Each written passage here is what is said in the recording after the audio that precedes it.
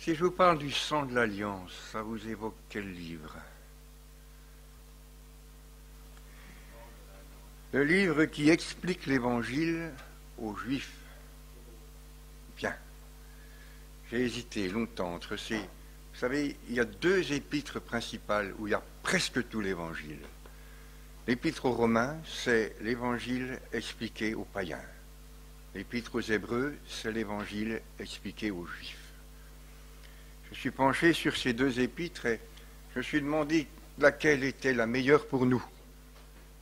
Parce qu'on est des païens qui ont été un petit peu imprégnés par le message chrétien. On tient un peu les deux sortes. Alors j'avais réfléchi longtemps, j'ai pris beaucoup de notes sur cette épître aux Hébreux.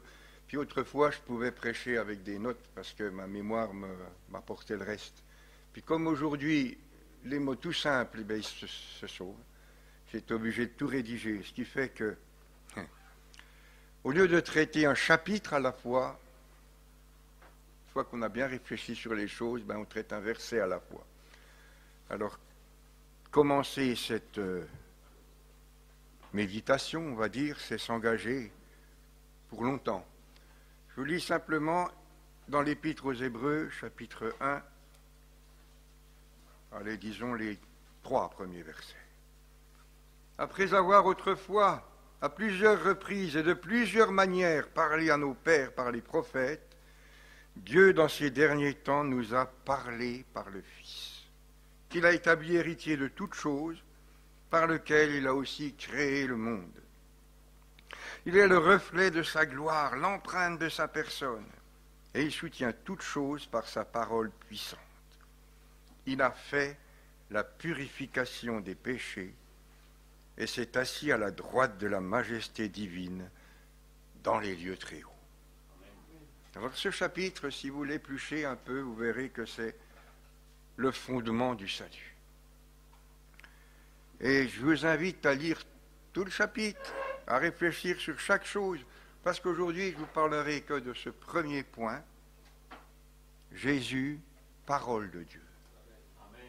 Jésus, celui par lequel Dieu nous parle. Et je dis c'est le fondement, et vous vous rappelez de ce verset célèbre des Corinthiens, quant au fondement, personne ne peut poser un autre que celui qui a été posé, savoir Jésus-Christ. Alors je rappelle ça au début. Le fondement de la foi, le fondement de l'évangile, le fondement de la vie éternelle, ce n'est pas les œuvres. C'est bien de faire des œuvres. Ce n'est pas la moralité. C'est bien d'avoir une bonne moralité, mais ça ne sauve pas. Ce n'est pas les mortifications, ce n'est pas les pèlerinages, ce n'est pas les systèmes. C'est, en un mot, rien d'apparent. Rien de ce qui peut se voir, rien de ce qui peut se toucher. C'est par la foi. Et je rappelle que ce salut est quelque chose d'individuel.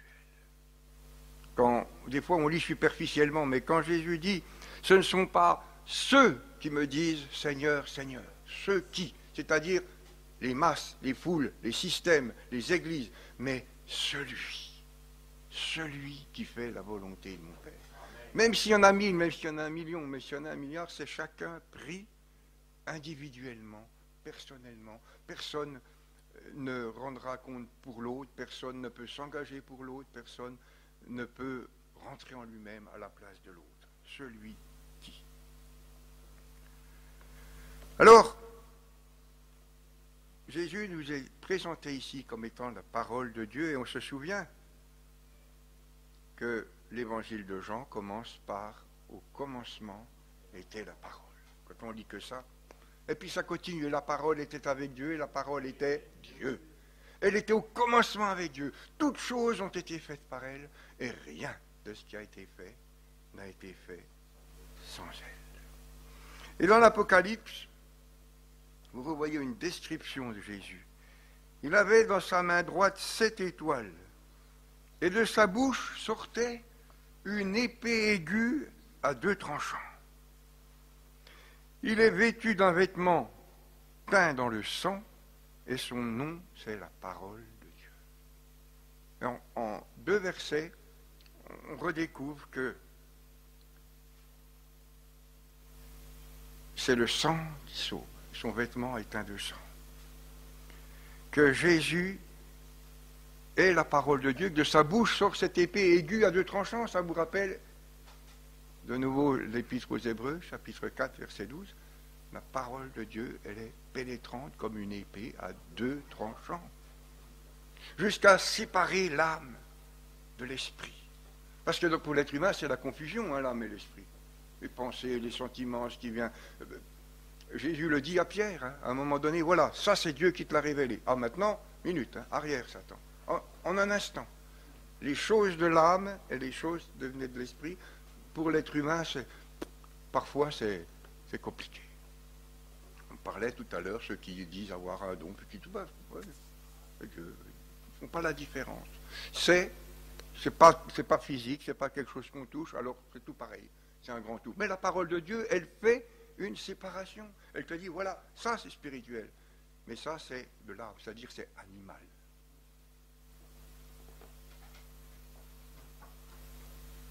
Jusqu'à partager âme et esprit.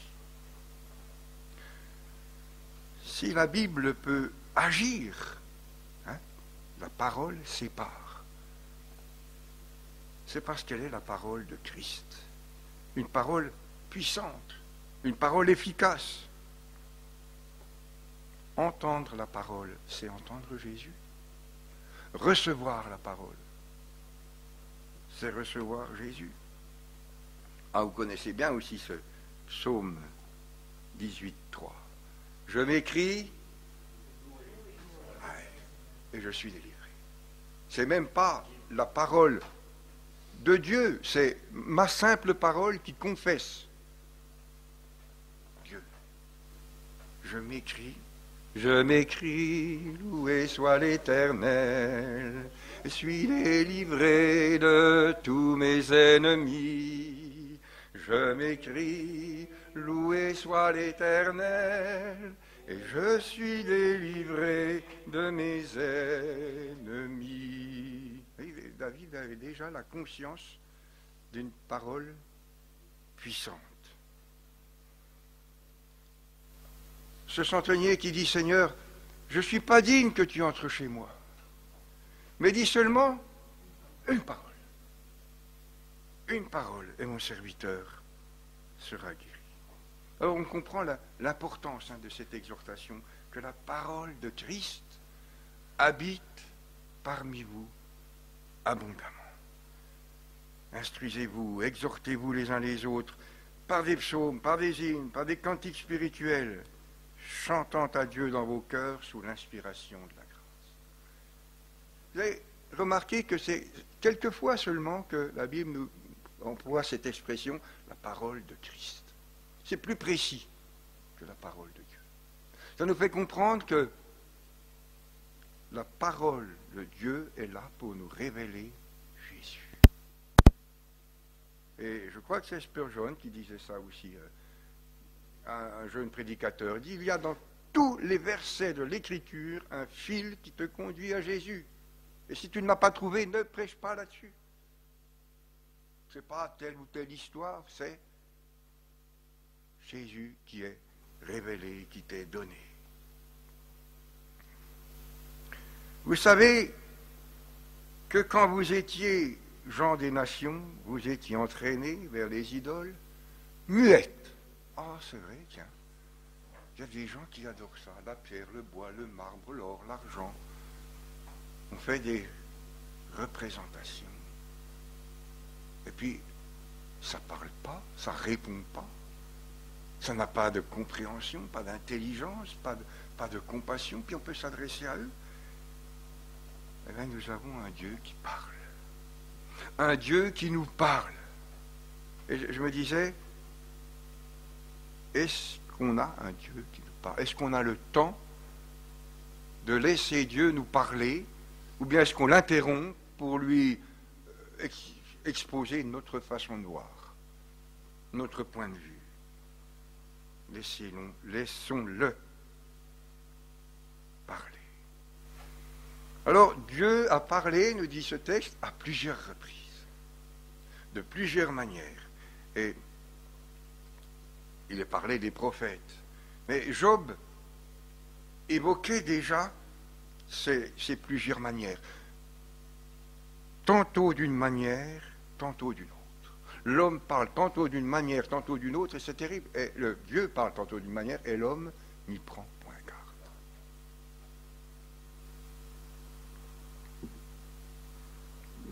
Il parle par des songes, toujours dans ce passage de Job, par des visions nocturnes. Alors, des songes et des visions, la nuit, c'est bien, hein? Mais il continue en disant aussi, il parle par la douleur. Lorsque l'homme est repris sur sa couche. Ah oui, c'est aussi une façon de parler. Puis des fois on se demande justement pourquoi on est malade, pourquoi ceci. Alors, il y a la douleur qui est une répréhension, qui est une conséquence de telle ou telle désobéissance, mais il y a aussi la douleur qui est, je vais dire, une bénédiction, c'est-à-dire une mise de côté. Pendant ce temps-là, on n'est pas pris par tout le... On a alité un mois, alléluia. On a le temps de s'approcher de Dieu. On a le temps de le laisser parler. Combien de gens apportent ce témoignage, disent, j'ai eu ceci, cela, c'est une maladie, ça m'a arrêté, j'étais... j'allais vraiment, j'allais réussir, tout, puis j'étais arrêté. Ah oui, mais ça a coupé aussi, et ça a fait se recentrer sur les choses spirituelles plutôt que d'être pris par l'engrenage, j'allais dire, infernal de la vie quotidienne. Dieu parle tantôt d'une manière, tantôt d'une autre. Vous savez, c'est un grand classique de dire que Dieu parle de trois manières: par la nature, par la conscience et par la Bible. Dieu parle par la création. Et là, c'est l'Épître aux Romains qui nous dit que ce qu'on peut connaître de Dieu est manifeste. Dieu nous l'a fait connaître. En effet, ses perfections invisibles, sa puissance éternelle et sa divinité se voient comme à l'œil depuis la création du monde, quand on les considère dans ses ouvrages. Quelqu'un a dit, si vous voulez ôter toute trace de Dieu, il va y avoir du travail. Il va falloir que vous alliez décrocher les étoiles. Dieu Tout-Puissant, quand mon cœur considère tout l'univers créé par ton pouvoir, le ciel d'azur, les éclairs, le tonnerre, le clair matin, les ombres du soir, de tout mon être alors s'élève un chant. Dieu Tout-Puissant, que tu es grand. Dieu parle par la conscience. Alors, ça a plusieurs sens, la conscience. Avoir conscience de, ça veut dire se rendre compte simplement. Les facultés cognitives, ça fait bien un mot savant de temps en temps, hein, mais aussi les émotions, l'intuition. La conscience, on dit que l'enfant commence à prendre conscience de lui-même, c'est-à-dire à prendre connaissance, la connaissance de soi, et puis la connaissance du monde, et puis la perception du bien et du mal, l'intuition qu'il y a quelque chose. Dieu a mis dans le cœur de l'homme la pensée de l'éternité. C'est pour ça qu'il n'y a pas d'athée, il n'y a que des menteurs. C'est pas possible d'être athée. Dieu a mis dans le cœur de l'homme la pensée de l'éternité. Et cette même épître aux Romains, après avoir montré que Dieu parle par la création, par le monde, il nous dit que chez les païens, l'œuvre de la loi est écrite dans leur cœur, leur conscience en rendant témoignage, et leur pensée s'accusant ou se défendant tour à tour. Dieu parle par la conscience. Fais silence en mon cœur, viens et me parle, ô mon divin Sauveur. Et puis enfin, dans ce qu'on a coutume de dire, par la Bible, par sa révélation, qui, du reste, éclaire la conscience. Parce que la conscience brute, animale, sans la Bible, c'est élastique. On rappelle souvent cette histoire de David, cet épisode où il s'est approché du roi par derrière, Saül, il lui a coupé le pan de son manteau, et voilà que son cœur bat, il est... Rien que ça. Il a mis la main sur le manteau du roi. Et sa conscience est travaillée par ça. Et puis un jour, il prend la femme d'Uri, il envoie Uri se faire tuer à la guerre, et puis là, quelqu'un a dit, sa conscience, il la croyait en paix, elle était en panne. Voilà la conscience comme ça. Combien j'en rencontre qui sont... ils se repentent de choses où ils n'ont absolument rien fait de mal. Mais les vraies choses, ils ne voient pas. Ah, puis j'ai pas fait ça, puis j'ai oublié d'appeler ma mère, et puis j'ai pas été... des bricoles sont chargées pour cela. Conscience qui a besoin d'être réglée. C'est comme un réveil déréglé. Il vous sonne à midi, etc. Ouais. Recentrer, régler. La Bible aussi qui nous explique la nature, qui nous explique que Dieu a créé les mondes et comment il l'a fait. Et qui nous montre que toutes les règles qui régissent l'ordre naturel, le monde physique, on peut les transposer dans le monde spirituel. Les savants, ils nous expliquent déjà que l'atome, la molécule, l'infiniment petit, ça fonctionne à peu près comme les astres. On peut faire un autre parallèle entre... D'ailleurs, Jésus va le faire souvent dans les paraboles, nous expliquer que le monde... Comme si Dieu avait créé le monde comme un modèle, comme un exemple, comme pour que de chaque chose, de chaque vérité terrestre, on puisse tirer un enseignement spirituel. Ta parole, psaume 119, 105, tout le monde sait par cœur ça. Ta parole est une lampe à mes pieds, une lumière sur mon sentier. La révélation de tes paroles éclaire. Elle donne de l'intelligence aux simples. Et puis, toujours dans ce psaume 119, au verset 160, là, écoutez bien.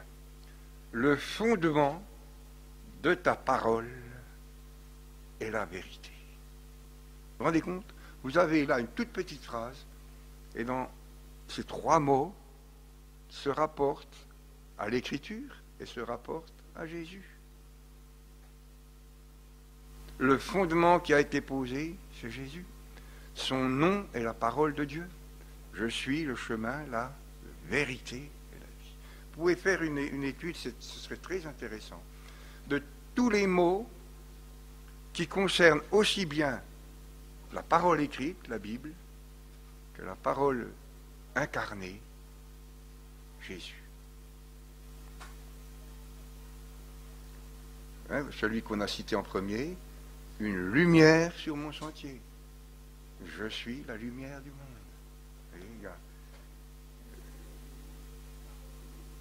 Nous voulons voir Jésus. Il y a des gens qui ont dit ça aux disciples. Hein. Bien, vous voulez le voir? Penchez dans la... Oh, je vous cite ce beau cantique-là. En rêve, j'allais près du lac m'asseoir, où la rive était isolée, à l'heure où descend la fraîcheur du soir des montagnes de Galilée. Et là, je voyais parfois l'étranger familier de la solitude, l'ami du pêcheur et du péager entouré de la multitude. Alors, au matin, j'ai voulu savoir ce que dit de lui l'Écriture. C'est là qu'on l'entend, là qu'on peut le voir, se donnant à nous sans mesure. Il vit et il meurt en portant nos maux, il rachète une race vile.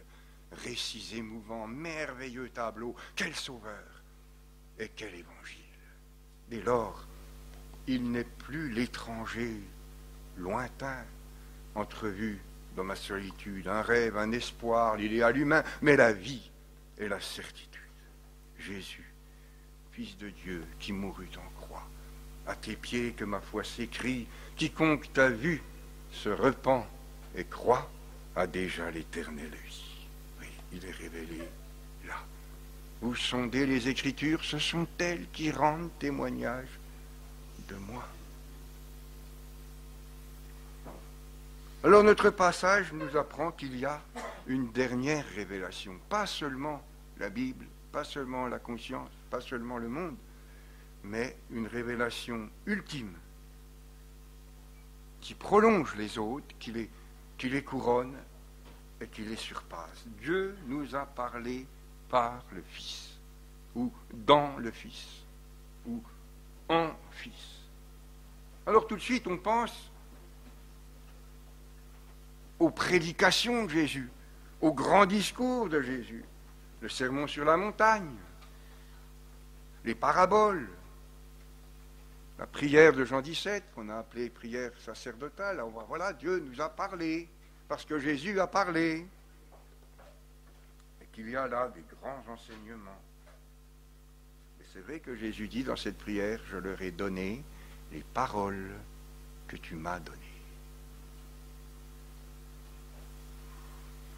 Dans les lettres aux églises, écrit à l'ange de l'église de Thyatire, voici ce que dit le Fils de Dieu. Jésus parle. Mais si on réfléchit un peu plus, on se souvient que le plus souvent Jésus n'a prononcé que des toutes petites phrases, un mot, deux mots, et que ces paroles laconiques, aussitôt ont changé quelque chose. Là, c'est plus la parole prédicatrice, si vous voulez, mais c'est la parole créatrice. Comme le premier jour, Jésus dit que la lumière, Dieu dit que la lumière soit. Puis ça y est. Eh bien, Jésus dit, suis-moi. Ah, vous allez me dire, là, ça dépend de la volonté de l'homme. Ouais. Oui.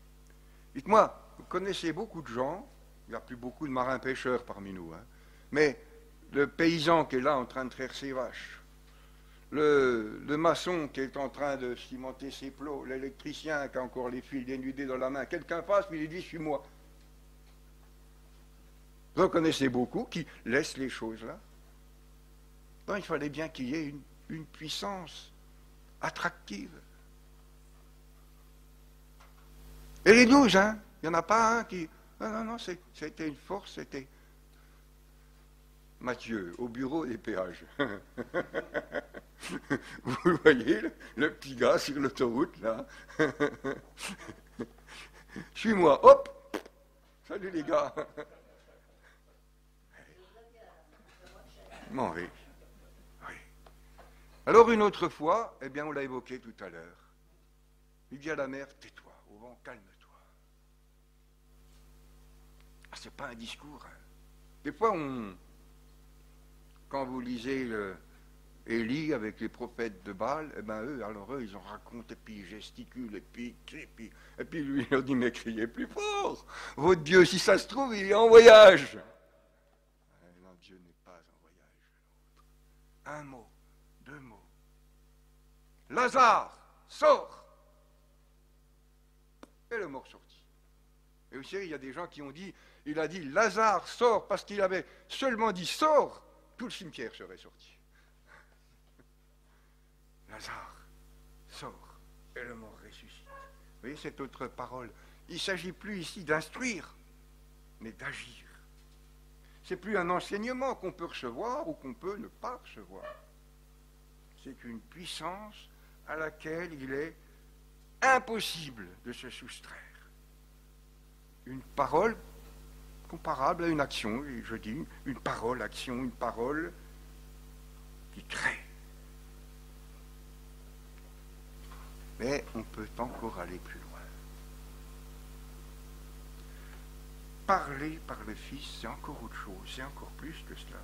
Dieu ne nous parle pas seulement par les paroles de son Fils, mais il est dit ici, il nous a parlé par le Fils, par lui-même, par son exemple, qui prime sur sur les discours, hein, après tout l'enseignement de l'Écriture. Le royaume ne consiste pas en parole, mais en puissance. Par sa nature, même par sa personne, par son esprit qui nous les révèle.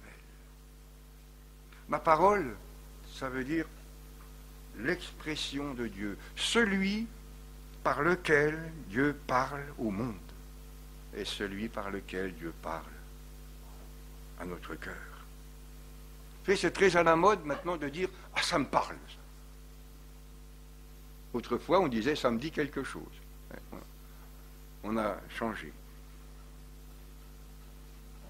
Et là, on ne veut pas parler de mots. On veut parler d'un autre langage, un langage qui se passe de paroles. Contempler Jésus dans sa divine puissance et dans son humaine humiliation, dans sa profonde compassion et dans ses hautes exigences, dans son incommensurable amour et dans son absolue sainteté. Voilà quelque chose qui nous parle. Mieux que tous les discours.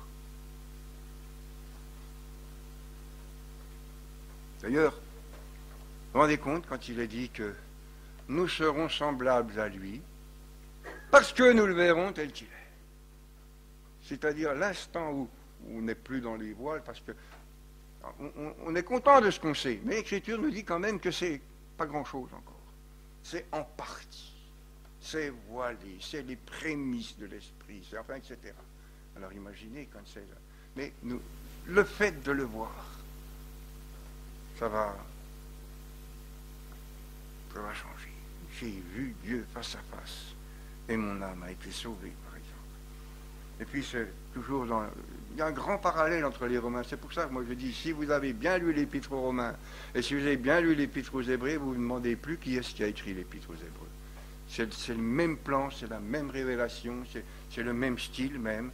Dans les Romains, il est dit, méprises-tu les richesses de sa bonté, de sa patience, de sa longanimité, ne reconnaissant pas que la bonté de Dieu te pousse à la repentance. Bien sûr, il y a des appels de Dieu. Bien sûr, il y a ses promesses. Bien sûr, il y a aussi ses avertissements et même ses châtiments. Mais ce qui te pousse à la repentance, c'est sa bonté. Dieu parle sans parole. Et puis tout particulièrement, Dieu va nous parler par le sacrifice de Jésus. Ayant fait la purification des péchés, nous dit déjà ce texte. Mais rien ne saurait davantage parler au cœur que de fixer les yeux sur la croix. Et j'ai retrouvé quelques cantiques qui en parlent. Quand je contemple cette croix où tu mourus, prince de gloire, combien mon orgueil d'autrefois m'apparaît vain et dérisoire. C'est un beau cantique et c'est sur une musique, je ne sais pas si c'est galloise ou irlandaise, mais il y a Renaud qui a repris cette musique et qui a fait juste le contraire d'un cantique, un chant de... Oh, vous ne connaissez pas ça? Quand je contemple cette croix où tu mourus, prince de gloire, combien mon orgueil d'autrefois m'apparaît vain et dérisoire. Ô mon Sauveur, ne permets pas qu'en aucun bien je me confie, sauf dans le sang que tu versas pour que ta mort devint ma vie.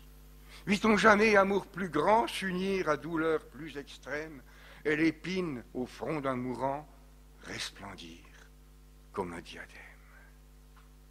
Je voudrais t'apporter, Seigneur, tout l'univers en humble offrande. Mais voici ma vie et mon cœur. c'est ce qu'un tel amour demande. On oublie, hein, c'est beaucoup antique. Rollin qui n'est pas si vieux que ça, il est 1936. Mais, ah oui, ça vous fait rire. Mais moi, quand je parle de vieux chants, je parle des psaumes de la Réforme. 1520, 30, par là. Oui. Mais là, on est dans le moderne. On était presque nés.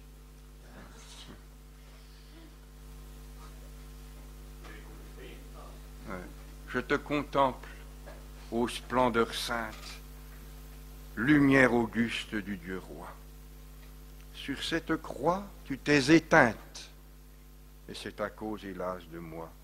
Éteins en moi le triste feu que mon désir porte en tout lieu. Miroir très pur, où lui la face du Dieu qui règne au plus haut ciel. Quelle souillure ici t'efface, quelles épines et quel fiel. Efface en moi tout le péché auquel mon cœur s'est attaché. Vous voyez ce parallélisme qu'il fait, hein? Tu t'es éteinte, éteins en moi le triste feu.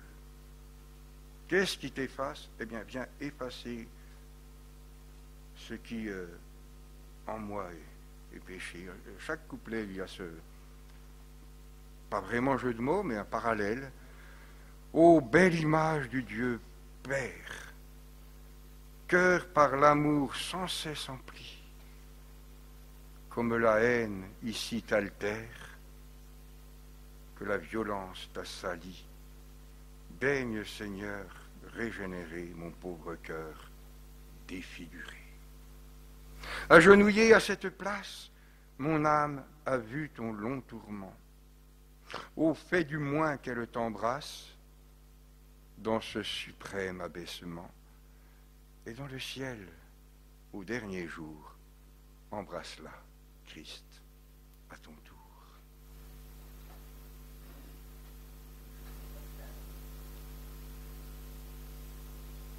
Dieu prouve son amour envers nous. J'aime bien ça. Il y a un ou deux versets dans l'Écriture qui dit que Dieu nous aime. Je t'aime d'un amour éternel. Tu as du prix à mes yeux, tu es honoré, je t'aime. Bien. Mais il nous a dit Dieu prouve son amour. Certains ont dit Dieu fait éclater. Tu l'as fait éclater, cet amour magnifique. Parce que lorsque nous étions encore des pécheurs, Christ est mort pour nous. Dieu ne prouve pas par une déclaration. Dieu ne prouve pas par des dons,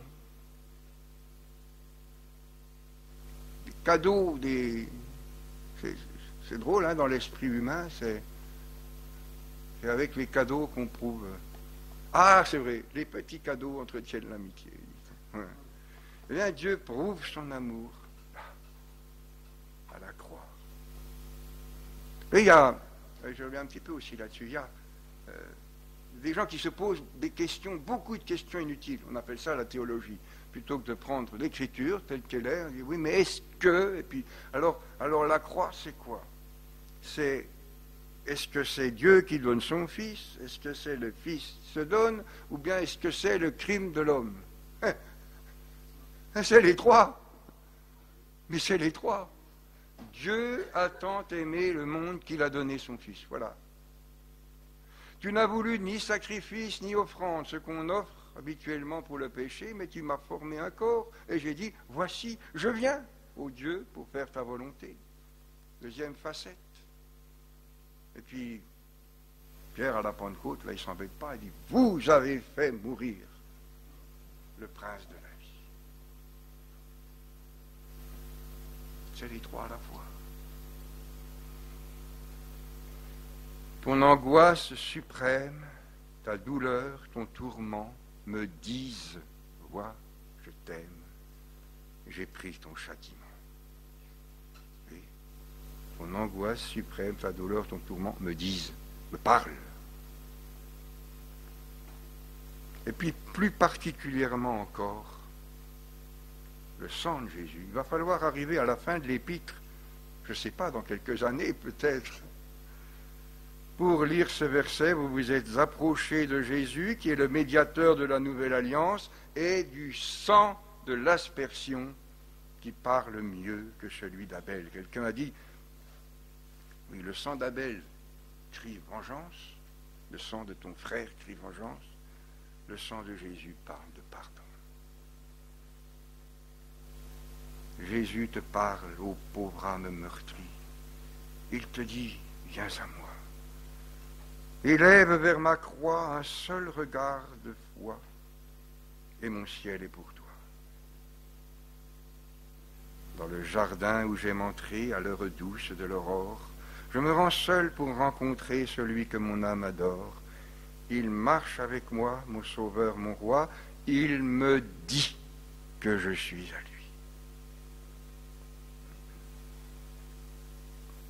Voilà, alors il y a dans ce petit bout 7 points, 7 choses qui se rapportent à Jésus comme étant le fondement du salut. Puis dans un autre chapitre, on verra des autres points qui se rapportent à Jésus, l'auteur du salut. Parce que, comme je vous disais, le but de tout chapitre, de tout verset, c'est de nous ramener vers Jésus. Je vous invite à lire déjà au moins ce chapitre premier, et puis voir ces autres points qui définissent le fondement du salut. Vous savez, la preuve que Jésus est partout, on dit les Juifs, ils n'avaient que la Torah, que le Pentateuque, les 5 livres. Bien,